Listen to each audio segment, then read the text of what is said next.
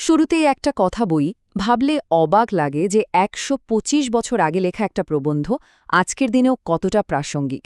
হ্যাঁ, আজ আমরা বিশ্লেষণ করতে চলেছি স্বামী বিবেকানন্দের সেই আইকনিক এবং যুগান্তকারী প্রবন্ধ বাংলা ভাষা। এটা কিন্তু স্রেফ ব্যাকরণ নিয়ে কোনো বোরিং আলোচনা নয়, বরং কৃত্রিমতার খোলস ছেড়ে স্বাভাবিক ভাষার যে লড়াই, এটা তারই একটা দারুণ গল্প। চলুন সরাসরি বিষয়ে ঢুকে পড়া যাক। আজকের এই আলোচনার মূল রূপরেখাটা একটু চট করে দেখে নেওয়া যাক। আমরা শুরু করব প্রেক্ষাপট ও ইতিহাস দিয়ে, তারপর আসব সাধু বনাম চলিত ভাষার দ্বন্দ্বে, এরপর ইস্পাতের মতো ভাষা, উপভাষার দ্বন্দ্ব, মৃত ভাষার সমালোচনা এবং সবশেষে স্বাভাবিক সৌন্দর্য নিয়ে কথা বলব। তো প্রথমে ১ নম্বর পর্ব, প্রেক্ষাপট ও ইতিহাস। প্রাচীনকাল থেকেই কিন্তু পণ্ডিতদের গুরুগম্ভীর সংস্কৃত আর সাধারণ মানুষের মুখের ভাষার মধ্যে একটা বিশাল ফারাক ছিল। স্বামীজির এই লেখাটা ঠিক সেই গ্যাপটা কমানোর একটা ঐতিহাসিক চেষ্টা। এর যাত্রাটাও বেশ ইন্টারেস্টিং। ১৯০০ সালের ২০শে ফেব্রুয়ারি স্বামীজি সুদূর আমেরিকা থেকে উদ্বোধন পত্রিকার সম্পাদকের কাছে একটা চিঠি লেখেন। মানে এটা আদতে একটা পত্রপ্রবন্ধ। সেই চিঠিটাই প্রথম উদ্বোধন পত্রিকায় ছাপা হয়, আর পরে ১৯০৭ সাল নাগাদ তার ভাববার কথা বইটিতে এটা আনুষ্ঠানিকভাবে জায়গা পায়। যারা পরীক্ষা বা গবেষণার জন্য এই বিশ্লেষণটি দেখছেন, তাদের জন্য এই তথ্যগুলো একেবারে ব্রহ্মাস্ত্র।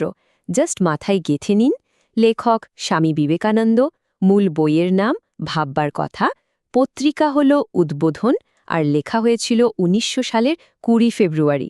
ব্যাস, এই পয়েন্টগুলো কিন্তু ভোলা যাবে না। এবার আসি আমাদের ২ নম্বর পর্বে, সাধু বনাম চলিত ভাষার সেই চিরন্তন দ্বন্দ্ব। এই যে একদিকে সংস্কৃত ঘেঁষা গুরুগম্ভীর সাধু ভাষা, আর অন্যদিকে আমাদের রোজকার জীবনের প্রাণবন্ত চলিত ভাষা, এদের লড়াইটা কিন্তু আজকের নয়। একটু ভেবে দেখুন তো, গৌতম বুদ্ধ, শ্রীচৈতন্যদেব বা শ্রীরামকৃষ্ণের মতো মহামনুবরা কি কখনো কঠিন সংস্কৃতে কথা বলতেন? একদম না।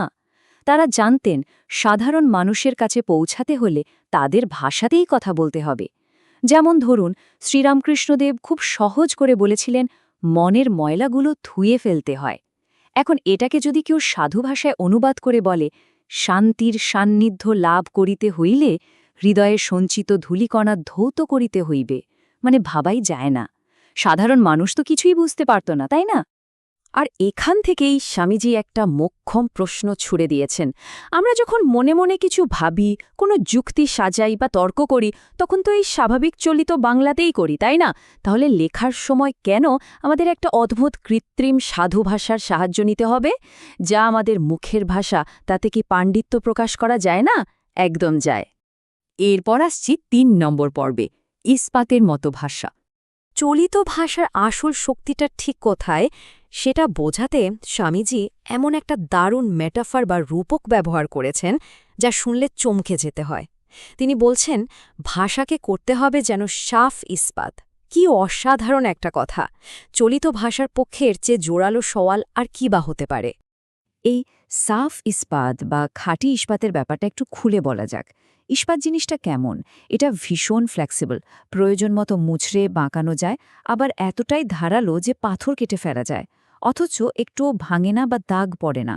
স্বামীজি ঠিক এটাই বোঝাতে চেয়েছেন। চলিত ভাষাও ঠিক তেমনই ফ্লেক্সিবল, একে যেমন ইচ্ছে ব্যবহার করা যায়, আবার এর মধ্যে এমন এক দৃঢ়তা আছে যা দিয়ে যে কোনো কঠিন বিষয়কে জলভাত করে দেওয়া যায়। জোর করে চাপিয়ে দেওয়া কৃত্রিম ভাষার কিন্তু এই ক্ষমতাটাই নেই।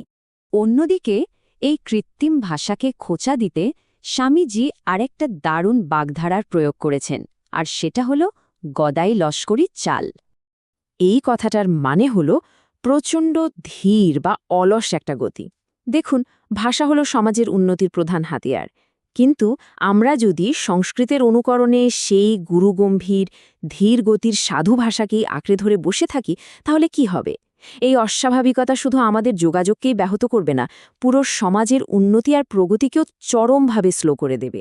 বাংলাকে এভাবে প্রাণহীন করা কিছুতে মেনে নেওয়া যায় না। চলে আসছি ৪ নম্বর পর্বে, উপভাষার দ্বন্দ্ব। এই পয়েন্টে এসে একটা খুব প্র্যাকটিক্যাল প্রশ্ন মাথায় আসতেই পারে।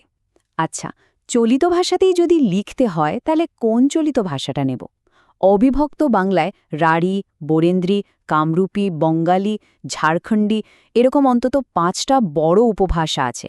ঢাকার মানুষের টান আর পুরুলিয়ার মানুষের টান তো এক নয়। তাহলে বইপত্র বা সাহিত্য রচনার জন্য এর মধ্যে কোনটিকে স্ট্যান্ডার্ড বলে মেনে নেওয়া হবে? এই যৌক্তিক প্রশ্নটা স্বামীজি নিজেই তুলে ধরেছেন। আর এর উত্তর তিনি দিয়েছেন একেবারে আধুনিক আর বৈজ্ঞানিক দৃষ্টিকোণ থেকে। প্রকৃতির নিয়মই হল যেটা বেশি ব্যবহারিক বা সুবিধাজনক সেটাই টিকে যায়। তার ভীষণ দূরদর্শী একটা চিন্তা ছিল। তিনি বুঝেছিলেন এই যে রেল ব্যবস্থা আর যাতায়াতের উন্নতি হচ্ছে, এর ফলে পূর্ব আর পশ্চিমবঙ্গের ভাষার ভেদাভেদ একদিন ঠিক মুছে যাবে। আর তখন মানুষ কাজের তাগিদে বা সুবিধার জন্যই কলকাতার ভাষাকে আপন করে নেবে। স্বামীজির স্পষ্ট বিশ্বাস ছিল চিটাগংয়ের মতো পূর্বের এলাকা থেকে শুরু করে একেবারে ঝাড়খণ্ডের বৈদ্যনাথ পর্যন্ত সব জায়গায় একদিন এই কলকাতার উপভাষাই সাহিত্যের ভিত্তি হিসেবে জয়লাভ করবে। কাজেই এখানকার সবচেয়ে বড় টেকঅ্যাওয়ে হল এই মান্য ভাষাকে গ্রহণ করার ক্ষেত্রে আমাদের মন থেকে সমস্ত সংকীর্ণতা ঝেড়ে ফেলতে হবে। আমাদের জেলার ভাষা সেরা, কেন কলকাতার ভাষায় লিখতে যাব? এই যে গ্রাম্য ঈর্ষা বা লোকাল ইগো, স্বামীজি বলছেন এগুলোকে একেবারে জলে ভাসিয়ে দিতে হবে। সমগ্র জাতির বৃহত্তর কল্যাণের স্বার্থে এই ছোট ছোট আঞ্চলিক অহংকারগুলোকে দূরে সরিয়ে রাখাটা কিন্তু একদম মাস্ট। এবার 5 নম্বর পর্ব, মৃত ভাষার সমালোচনা। আমরা এখন প্রবন্ধের সবচেয়ে তীক্ষ্ণ আর মজার একটা অংশে চলে এসেছি। একবার জাস্ট এই ভিজুয়ালটা কল্পনা করুন তো। হীরেমতির সাজ পরানো ঘোড়ার উপরে বাঁদর বসালে কি ভালো দেখায়? স্বামীজি ঠিক এই প্রশ্নটাই করেছেন। আসলে তিনি বোঝাতে চাইছেন একটা ভাষার ভেতরে যদি কোনো প্রাণী না থাকে, তাকে ভারী ভারী ব্যাকরণ, সমাস আর বিশেষণের হীরেমতি দিয়ে সাজালে তা দেখতে মারাত্মক হাস্যকর আর কিম্ভূতকিমাকার লাগে। তিনি প্রাচীন সংস্কৃতির সাথে আধুনিক কালের সংস্কৃত ঘেঁষা ভাষার একটা ফাটাফাটি তুলনা টেনেছেন। তিনি বলছেন প্রাচীনকালের সবর স্বামীর মীমাংসাভাষ্য বা পতঞ্জলি, শঙ্করাচার্যের রচনার সংস্কৃত ভাষাটা ছিল ভীষণ জ্যান্ত। কিন্তু আধুনিক কালের সংস্কৃত যেন মরে পচে গেছে। আর যখন কোনো কিছু পুছে যায়, আমরা কি করি? এক গাধা ফুল চন্দন দিয়ে সে পচা দুর্গন্ধ ঢাকার চেষ্টা করি, তাই না? ঠিক তেমনি 10 পাতা জুড়ে লম্বা লম্বা সমাস আর বিশেষণের পর আধুনিক লেখকরা হয়তো দুম করে লিখে দেন রাজা আসিত, মানে রাজা ছিলেন। পুরো ব্যাপারটা কেমন হাস্যকর হয়ে দাঁড়ায় ভাবুন। এই কৃত্রিমতাকে এক্সপোজ করতে স্বামীজি আরও কয়েকটা দারুণ উদাহরণ দিয়েছেন। ধরুন একটা বাড়ি ভেঙে পড়ছে, ছাদ নেই, দেওয়াল নেই, কিন্তু তার থামগুলো কেটে কেটে দারুণ নকশা করা হলো। এর কোনো সেন্স মেক করে? কিংবা ধরুন একজন নারীর নাক, কান, ঘাড় ফুঁড়ে সারা গায়ে লতাপাতার ভারী গয়না পরিয়ে দেওয়া হলো। তাকে সুন্দর লাগবে? মোটেও না, বরং দেখতে ব্রহ্মরাক্ষসীর মতো লাগবে। ঠিক একইভাবে 36টা রাগ ব্যবহার করে দাঁত চেপে নাক দিয়ে উদ্ভট সুরে যদি কেউ গান গায়, খোদ নাট্যশাস্ত্রের রচয়িতা ভরতমুনিও কনফিউজড হয়ে যাবেন যে ওটা গান হচ্ছে না কান্না হচ্ছে নাকি ঝগড়া হচ্ছে। মানে মাত্রাতিরিক্ত অলঙ্কার সবসময় আসল সৌন্দর্যকে গিলে খায়। একদম শেষ পর্যায়ে চলে এসেছি আমরা, 6 নম্বর পর্ব, স্বাভাবিক সৌন্দর্য।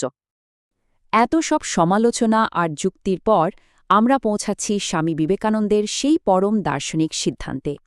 শেষ পর্যন্ত এটাই সত্যি যে প্রাকৃতিক সৌন্দর্যের কাছে কৃত্রিমতা সবসময় হার মানতে বাধ্য। যে কোনো ভাষা, শিল্প বা সঙ্গীতে যদি প্রাণের স্পন্দন বা জীবনের সেই স্বতঃস্ফূর্ত ফ্লো না থাকে, তাহলে তার কানাকড়িও দাম নেই। দুটো সাধারণ চলিত কথায় যে গভীর আবেগ প্রকাশ পায়, হাজারটা কৃত্রিম বিশেষণ দিয়েও সেটা করা সম্ভব নয়। তাই খামোখা জটিলতা না বাড়িয়ে স্বাভাবিকতাকে আপন করে নেওয়াই সবচেয়ে বুদ্ধিমানের কাজ। 125 বছর আগের লেখা এই প্রবন্ধ আজও কতটা রেলেভেন্ট ভাবলে অবাক হতে হয়। আজকের এই বিশ্লেষণ শেষ করার আগে আপনাদের জন্য একটা গভীর প্রশ্ন রেখে যাচ্ছি। এই আধুনিক যুগে আমাদের দৈনন্দিন কথাবার্তা বা সোশ্যাল মিডিয়ার যোগাযোগের ক্ষেত্রে আমরা কি সত্যি সেই সহজ স্বাভাবিক স্পষ্টতাকে গুরুত্ব দিচ্ছি, নাকি অকারণ কৃত্রিম জটিলতার আড়ালে আমাদের আসল বক্তব্যটাই হারিয়ে যাচ্ছে? একটু ভেবে দেখবেন। আজ এ পর্যন্তই। নতুন কিছু শিখতে থাকুন আর অবশ্যই ভালো থাকবেন।